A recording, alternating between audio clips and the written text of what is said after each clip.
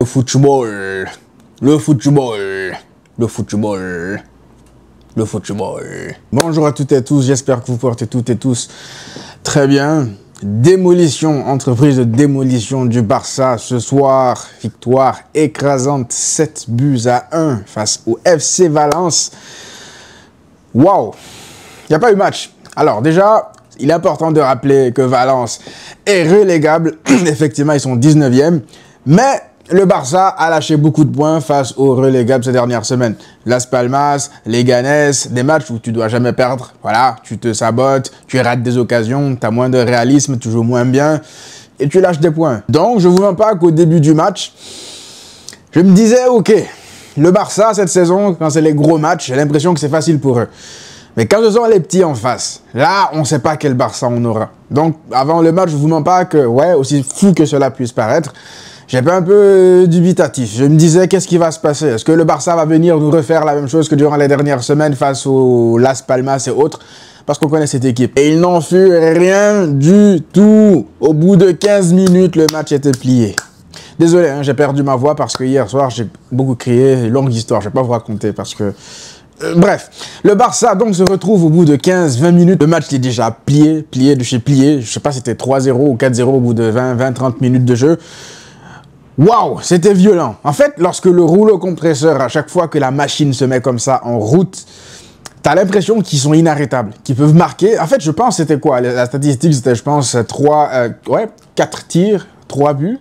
Ouais, c'était ça, la stat. C'est-à-dire qu'à chaque fois que le Barça a tiré, quasiment, c'était but. Le volume d'occasions était élevé, mais c'était de vraies occasions franches. Donc c'est pour ça qu'à chaque fois que le Barça tapait, ça faisait extrêmement mal à Valence. C'était des uppercuts très, très sales. Maintenant, c'est important aussi encore une fois de préciser que Valence est relégable, mais on ne va pas bouder notre plaisir. Parce que Valence, c'est une équipe qui revenait bien durant ces dernières semaines. C'est une équipe qui, même s'ils galèrent de fou, je rappelle qu'ils ont donné des sueurs froides au Real il n'y a pas si longtemps d'ailleurs. Avant la fin d'année, il me semble, le Real a fini à 10. Ils ont gagné à 10 contre 11 là-bas au Mestalla. Donc, ouais, c'est une équipe qui revenait bien. Même s'ils font pas la meilleure saison de leur histoire, ils sont relégables. Mais le Barça a fait ce qu'il faut sur le plan collectif. Encore une fois, j'ai pas envie de faire de...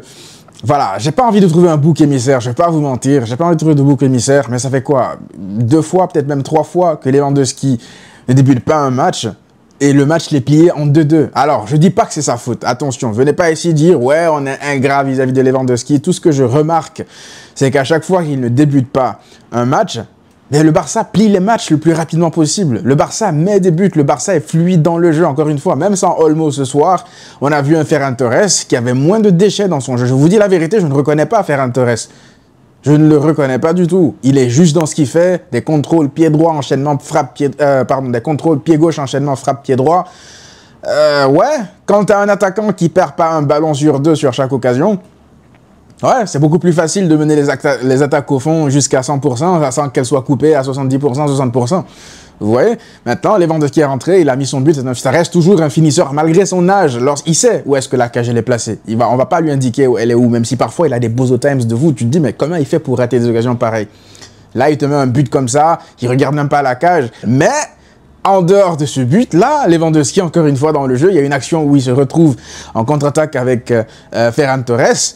Mais la passe, je pense, c'est un tir qu'il fait, carrément. Il fait une passe limite en sortie de touche. Il y a Ferran Torres qui devait aller en face à face s'il avait juste dosé la passe.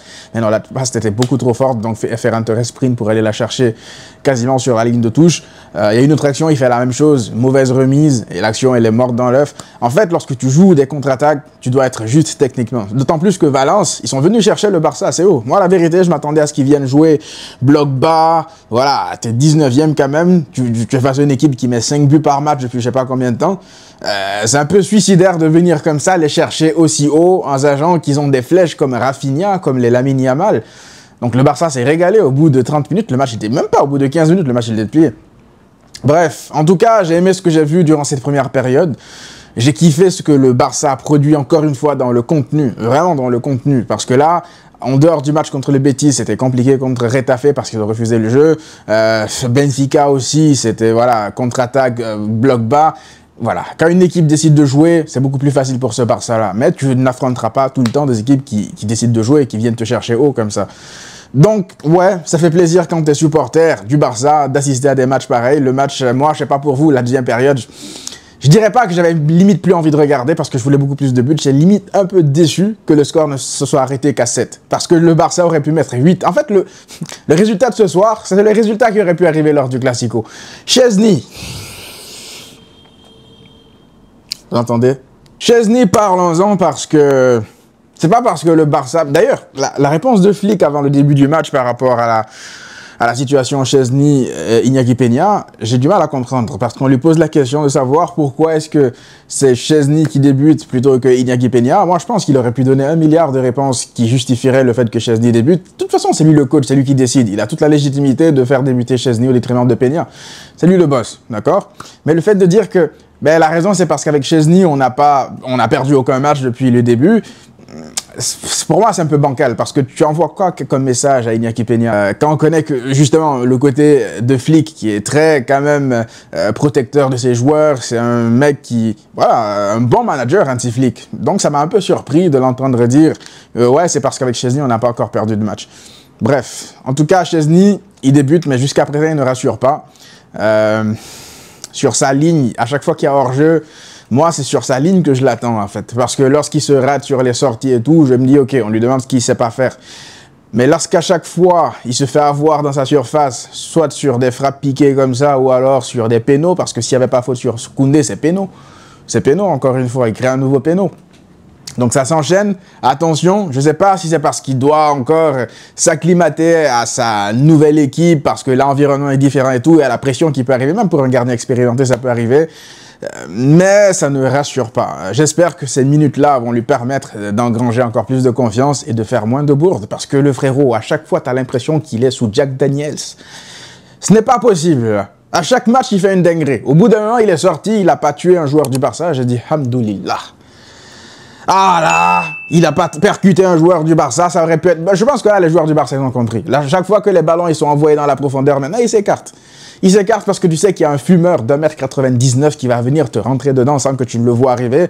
Donc, il s'écarte, il le laisse passer. C'est un train. Le mec, il n'a pas de frein. Lorsqu'il sort, il faut le laisser sortir. Bref, en tout cas, Chesney, pas rassuré, mais on va attendre encore un peu plus avant d'être définitif par rapport à lui.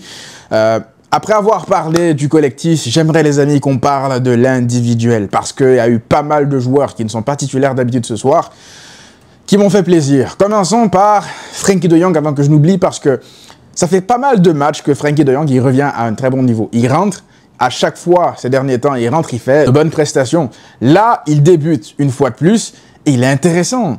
Frenkie de Jong, il marque sur l'ouverture du score, il se projette dans la surface de réparation. Tu sens qu'il a de plus en plus confiance en lui. La vérité, moi, je peux pas enterrer un joueur comme Frenkie de Jong et me dire que ça y est, il est fini pour le plus haut niveau. C'est pour ça que je vous disais la dernière fois, à chaque fois qu'il rentrait, qu'il faisait des bourdes, il offrait des pénaux à l'adversaire, il offrait des ballons à l'adversaire. Je disais, en fait, j'ai l'impression que mentalement, il est éteint. En fait, lui, dans cet état-là, mental, c'était un risque de le faire jouer comme ça. Parce qu'il n'était pas là. Malgré ses qualités, on connaît les qualités de Frenkie de Jong. Il a joué au Barça, il n'a pas été, comme beaucoup le disent, nul la grande marche. Non, il a fait de très bonnes saisons avec le Barça, de grandes saisons, sauf que, voilà, son salaire ne justifie pas ce qu'il donne sur le terrain. C'est ça la réalité. Mais Frenkie de Jong, il y a une saison lorsque le Barça gagne la Liga sous Xavi récemment, là, il est monstrueux durant la saison. Donc, c'est pas une question de talent, on le sait qu'il a le talent. C'est plus derrière ce qu'il en fait de son talent. Parce que, moi, ça me faisait de la peine de voir les rentrées de Frenkie de Jong il y a 3 semaines, 4 semaines en arrière. Est-ce que c'est parce que dans sa tête, il se disait qu'il est en marge du groupe? On lui montre que voilà, Casado est arrivé, le double pivot, je veux dire, Pedri, j'allais dire Pessi. Pedri Casado s'est installé, donc c'est difficile pour lui de revenir dans une équipe qui fonctionne déjà. Donc voilà, mentalement, ça te donne un coup quand même. Et je me demande d'ailleurs, est-ce que c'est pas la même chose aussi pour Araujo? Araujo, il revient dans une équipe qui tourne bien. Il voit Inigo Martinez, Cubarsí, la paire qui fonctionne bien. D'ailleurs, j'aimerais vite fait parler de la paire Eric Garcia et Cubarsí ce soir. Si le Barça est aussi létal, si le Barça est aussi méchant devant, c'est parce que derrière, les ballons des deux côtés, ça sort très très très bien. Regardez là. Regardez la hitmap, la passe map, pardon, de Cubarsí et de Eric Garcia en première période. C'est juste indécent, les amis. C'est rare de voir des défenseurs comme ça qui trouvent toujours les bons axes de passe. C'était le cas aussi lorsque Inigo Martinez était là. Mais lorsque tu as des deux côtés, des défenseurs qui sont capables d'éliminer le pressing avec une passe, parce que c'est pas que faire une passe latérale, ça y est, tu as éliminé le pressing parce que tu déplaces le problème. Lorsque tu donnes le ballon uniquement à Koundé et que tu vas te replacer, tu déplaces juste le problème. Après, c'est à Koundé de se démerder. Ce que Koubarsi et Eric Garcia y font, parce que c'est des défenseurs qui sont à l'aise avec le ballon, faut le rappeler, c'est qu'ils cherchent d'abord la meilleure solution avant de faire la passe. Ils vont pas se débarrasser du ballon juste pour s'en débarrasser parce que le pressing arrive sur eux. Ils vont absorber le pressing et après trouver la meilleure solution pour sortir le ballon afin de faire mal à l'adversaire. Remarquez les buts du Barça, ça part tout le temps de derrière. Je vais parler aussi de Ferran Torres pour ne pas oublier parce que je risque d'oublier. Je vous dis la vérité, j'ai du mal à reconnaître, je l'ai dit tout à l'heure, Ferran Torres. Le Ferran Torres que je vois, là, j'ai l'impression que c'est un joueur métamorphosé. Est-ce que c'est dû au fait qu'il soit allé aider ses compatriotes à Valence lorsqu'il y avait des inondations, il y a pas si longtemps, à Valence, ou si c'est autre chose, mais mentalement, techniquement, dans l'utilisation du ballon, des espaces, c'est devenu un requin. Dans le sens littéral du terme, c'est un requin. Je pense que c'est vrai. On devrait écouter Ferran Torres quand il parle. Je pense que c'est un requin. Parce que là, ce qu'il fait depuis quoi? Cette saison, j'ai pas envie de dire 2-3 matchs parce que depuis le début de saison, quand il est pas blessé, quand il rentre, il fait de bonnes entrées. Lorsqu'il est titulaire, il fait quand même le minimum. C'est juste le match, il me semble, contre Valence. Je pense pas qu'il ait joué contre Valence au match aller la première journée. Vous me direz dans les commentaires. Mais je me rappelle du match contre l'Athletic Club à domicile, la deuxième journée, il me semble, de Liga. Il fait un bon match, même s'il ne marque pas. Il sort. Mais dans le contenu, on voyait de l'amélioration par rapport à ce qu'on voyait la saison dernière et la saison d'avant. Bref, Ferran Torres, très intéressant dans tout ce qui est, encore une fois, lecture du jeu, des espaces, de la création d'occasions pour ses partenaires. Bref, il ne célèbre pas un but contre son ancien club, il marque pour la première fois contre Valence. Un match plein de sa part. De l'autre côté, j'aimerais parler aussi de Lamine Yamal qui fait une première mi-temps, encore une fois, époustouflante. Lamine. Après, en deuxième mi-temps, il essaie de surjouer un peu, il veut prendre du plaisir. En fait, Lamine Yamal, je pense que c'est quand il est trop détendu qu'il commence à faire des gris-gris parfois qui peuvent être inutiles. Il essaie de se faire plaisir. Moi, je ne vais pas lui en vouloir de se faire plaisir. C'est quand, en fait, il essaie des trucs parfois qui peuvent paraître inutiles dans des moments où le Barça ne gagne pas, que ça peut être frustrant. Moi, qu'il perde le ballon que quand le Barça gagne 5-1, 6-1, j'en ai rien à faire, la vérité. Parce que j'avais entendu un commentateur dire au bout d'un moment, parce qu'il tentait des passements de jambes, et puis voilà, il passe pas, il perd le ballon. Le commentateur dit, ouais, faut qu'il arrête, faut qu'il essaye de respecter le jeu, ce qu'il a toujours fait depuis le début de sa carrière. Le mec, il a 17 piges. Il a 17 piges. Vous voulez en fait que ce mec-là continue à jouer comme un daron expérimenté de 27-28 ans, alors qu'à 17 piges, il n'est même pas censé être sur le terrain. Parfois, oui, lorsqu'il sait que le score il est acquis, il va essayer de se lâcher, il va essayer de faire des gris-gris, il va pas les faire. Moi, encore une fois, c'est lorsqu'il ça là, s'il le faisait à chaque fois que le Barça est mené au score ou que le Barça ne gagne pas un match, ouais, j'allais me dire attention à Lamine Yamal. Et là, il le fait quand le Barça gagne 5-1. D'ailleurs, il est acteur principal de cette démolition-là. Sur l'ouverture du score, le caviar pour Frenkie de Jong, c'est lui qui lui donne le ballon. Sur un amour de passe, encore une fois. Donc non, je vais pas commencer à tomber dans la caricature de tous ceux qui essayent de tomber sur Lamine Yamal parce qu'il rate des choses, parce que voilà, parfois il fait pas la passe. Au bout d'un moment, il est amené aussi à progresser. Et tu progresses en essayant des choses, en ne faisant pas tout le temps la même chose. Il donne des caviars à ses partenaires, c'est tout ce qu'on lui demande. En tout cas, j'ai aimé son match. En deuxième mi-temps, il s'est éteint comme toute l'équipe. Ils ont baissé de fou l'intensité. Ils ont joué les mains dans les poches. Tu peux leur en vouloir 5-0. Moi, je suis Valence d'ailleurs, je ressors même pas des vestiaires en deuxième période. Pourquoi je ressors? Tu me mets un 5-0, tu me dis de revenir jouer, tu pourras me remettre encore 2 derrière. Ah non, c'est bon, pas abuser. Bref, Lamine Yamal, match pas mal, match intéressant. Rafinha, qui est malchanceux parce qu'il aurait pu lui aussi faire un doublé parce que sur sa deuxième frappe, ça tape sur le poteau, ça revient sur Fermin. Un match intéressant, discret, mais toujours là, décisif. Monsieur Fermin Lopez, on va en parler maintenant parce que Fermin Lopez, là c'est le Fermin Lopez de la saison dernière que j'ai vu ce soir. Là, le Fermin Lopez, c'est le Fermin Lopez des Jeux Olympiques. Dans les prises de balles, d'ailleurs sur l'ouverture du score, certes c'est Lamine Yamal qui fait la passe décisive extraordinaire sur Frenkie de Jong, mais la prise de balle de Fermin Lopez, En fait, la prise de balle, ça fait tout, ça fait toute l'action. Parce qu'il élimine tout ce qu'il y a derrière lui. Parce qu'un autre joueur qui a peut-être un peu peur, qui se dit « Ah non, j'ai pas confiance en mes capacités de tenue de balle », il va juste faire une passe en retrait et aller se replacer. Lui, il prend le ballon, dos au but, il se retourne. Et ça surprend déjà toute la charnière, toute la ligne du milieu et de la défense de Valence. Ils sont déjà en panique. Dès qu'ils se retournent, ils sont en panique. Et là, derrière, c'est déjà déstabilisé. Et Lamine Yamal termine le boulot. Puis derrière, 2 buts, 2 passes décisives. Là, c'est le Fermin, encore une fois, de la saison dernière. Non seulement qui state, mais aussi au milieu, qui arrive même parfois à temporiser, à faire des dribbles, à calmer le jeu, à trouver des espaces. Il est à l'aise, balle au pied, il dribble. C'est plus le Fermin comme poulet sans tête qui jouait comme depuis le début de la saison. Là. Celui qui venait s'empaler à chaque fois sur les adversaires et perdait les ballons. Là, j'ai revu un Fermin qui avait l'air beaucoup plus mature, encore une fois, dans ce jeu, que le Fermin que je voyais la saison dernière. Donc, peut-être que voilà, il a eu du mal à digérer sa grosse saison, je veux dire, l'année dernière, et son Euro aussi, il faut le dire. Et là, j'ai l'impression que depuis sa rentrée aussi contre Benfica, elle était très intéressante. Donc, ouais, ça fait plaisir de revoir Fermin à ce niveau, d'autant plus que Olmo n'arrête pas de se blesser. Tu as besoin de mecs comme Fermin qui reviennent à leur niveau. Donc, monsieur Fermin... J'aimerais terminer en parlant de Alejandro Balde parce que ça fait pas mal de débriefs que j'oublie d'en parler, mais il est temps de le dire. Alejandro Balde, vous savez, à chaque fois, on le critique sur le fait de ne pas réussir ses centres. Il y a beaucoup qui sont souvent durs avec lui, je l'ai dit souvent, même dans mes débriefs, qu'il faut pas oublier, sur Twitter aussi, je le dis souvent, faut pas oublier que c'est un gamin de 21 ans, Alejandro Balde. Est-ce qu'il a 21 ans déjà? Dites-moi dans les commentaires. C'est un gamin, c'est un gamin, Alejandro Balde.